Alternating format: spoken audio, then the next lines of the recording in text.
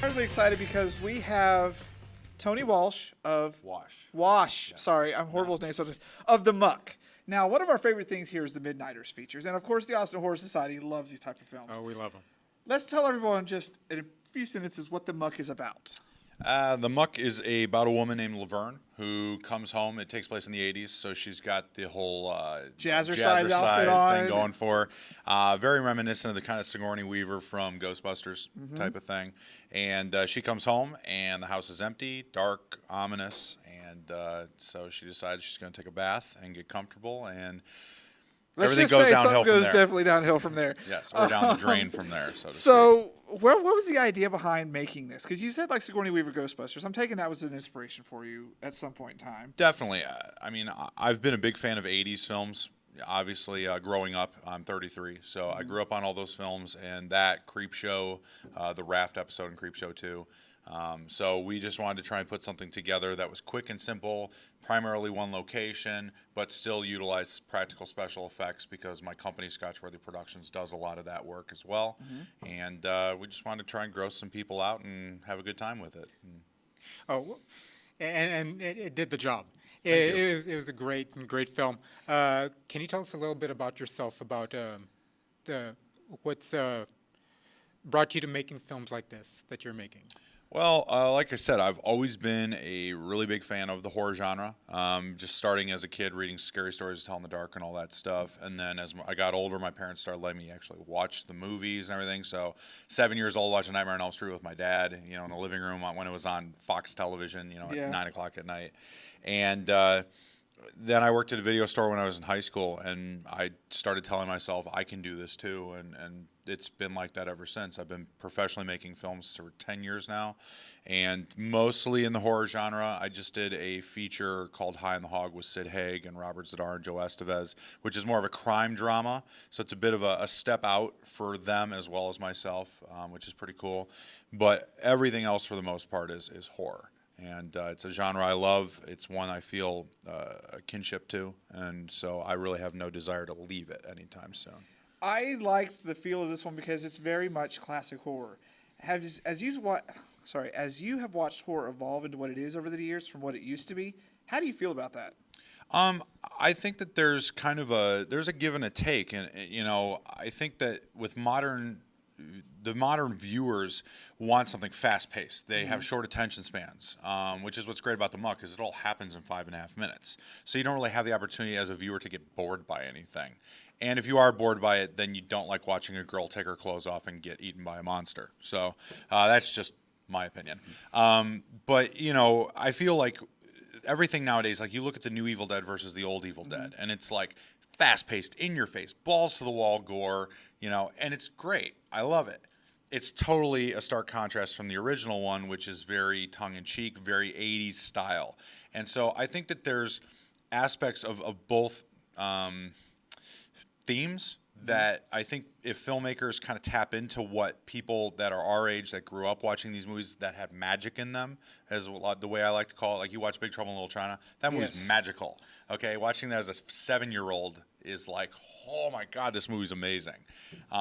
I want to try and incorporate that into the films that I make now, so it's not all just flashy and in your face and visual effects oriented, but still be, it has the magic of the 80s movies, but it's still, and it tells the story like those films did, makes you enjoy the characters like those films did, takes you on an adventure, but at the same point in time has the flashiness, the crisp look of a modern film.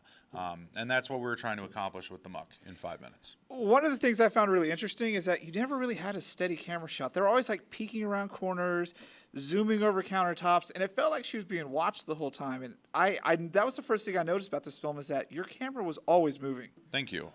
Yeah, we really wanted to try and give it a cinematic experience that wasn't just, well, it's boom, boom, boom, boom, boom, and it's done. We wanted the viewer to be engaged visually, not just from the story, because there really isn't a story. There's no dialogue in the entire film.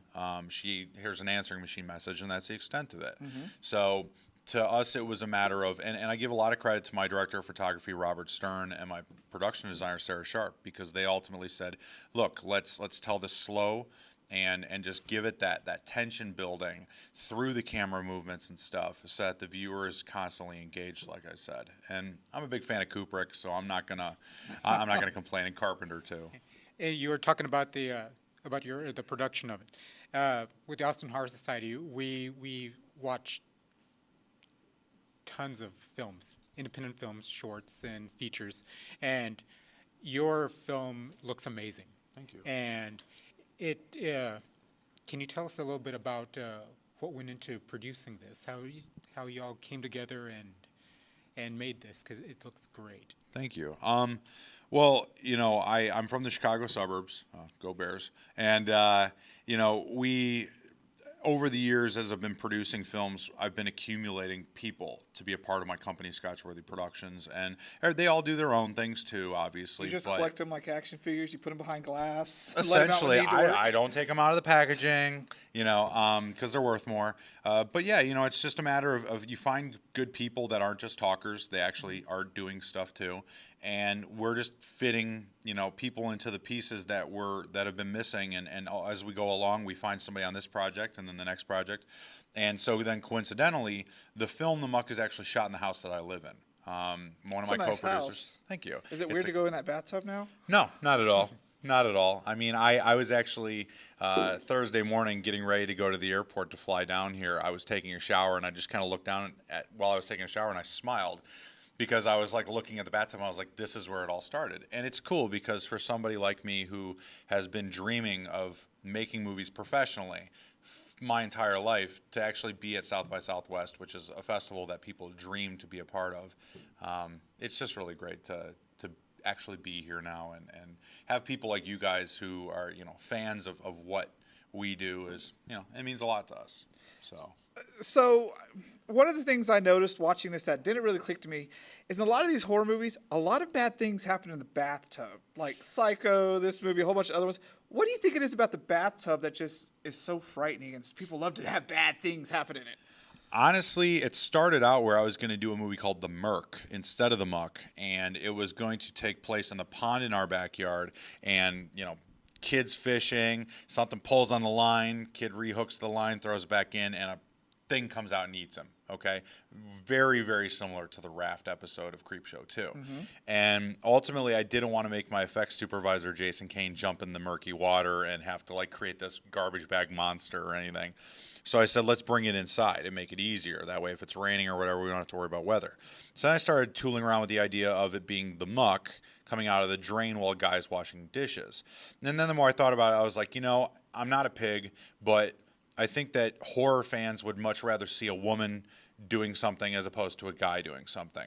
So I started going along the route of having it be a woman, and then I said, well, instead of having her, you know, washing the dishes where it comes out of the kitchen sink and just attacks the upper half of the body, let's put her in the bathtub and actually have it be like an entire experience where she can't get out of the tub because it's got those sliding glass doors, and so she's like almost entombed with this monster and has no way of escaping.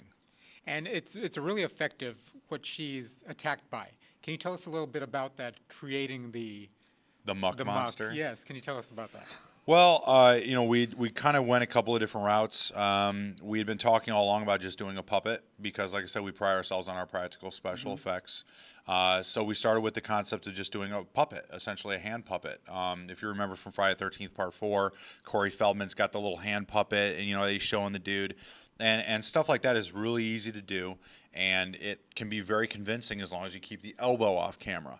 And so we kind of started that route, and then ultimately we said, well, let's try and do this whole tube monster with compressed air and everything so we can shoot tentacles out at her face, and kind of like The Thing. It always comes back to the tentacles. It has to come back to tentacles. I mean, I just think that like when you see John Carpenter's The Thing and those tentacles are shooting out of that dog, it's like, that's amazing. That is, you know, bar none, the best practical effects. Hands down. Yeah. Rob Bottin is a god. Yes. And so that's basically what we were trying to accomplish. And when it all came down to it, it wasn't organic enough. So we went back to the whole sock puppet thing, and that's all it is a black sock covered in gelatin that we tinted the brown color, and I told him to slap a bunch of hair on it so it looked gross. And it did. It looked really gross. Whole... So before we go, this is going to be part of another film festival called World of Death. Tell us about World of Death. Yeah, thank you for bringing it up. We got World of Death right here. World of Death it's not necessarily a film festival. It can kind of be attributed to a film festival because it has the ability to showcase multiple works at once in a community. But what World of Death actually is it's a collaborative effort between now over 200 films. We're close to about 250 That's a lot films. of films. It's a lot of films from 25 different countries across the world. And the concept here is just exposure because strength in numbers. You know, by ourselves, we're all one film, one crew, but together we are actually a collaborative effort. And, you know, it's nothing short of a battle cry, as we're calling it. And so what we're looking at doing is we want to release all the films currently are 6 minutes or less. So we do 60 to 75 short films per volume. We're looking to release a volume every month starting in July through October. And then that'll all be digitally released on Vimeo On Demand. And each volume we're looking at trying to collect named hosts to bring on board so that each volume has its own flavor and appeal. And we will be renting as well as digital downloading all those. And then in October, once we release Volume 4 on October 1st, then a few weeks later for Halloween, we're going to do a large screening of the entire compilation in Chicago. Wow. And release DVDs and Blu-rays of the entire compilation that the filmmakers are able to purchase at unit price and sell themselves. So it's by the fans, for the fans, by the filmmakers, for the filmmakers type of thing. If we get larger distributors interested, by all means, we're gonna take a look at the offers and see if it's worthwhile. Because our ultimate goal here is exposure, not necessarily the financial success, although that would be nice. Could be really nice. So, yes, The Muck, awesome movie. Good luck at South by Southwest with it. You can visit him. The website's on the screen. Scotchworthy.com, right? .com. Yep. Yes, sir. And World of Death is World of Death Film or WODfilm.com. It's going to be awesome. I can't wait to watch it. I'm pretty sure the Austin Horse side is going to be all over it. Yes. All right. Thank you. Good luck at South by Southwest, and we'll see you in the future. Much appreciated, guys. Thank you.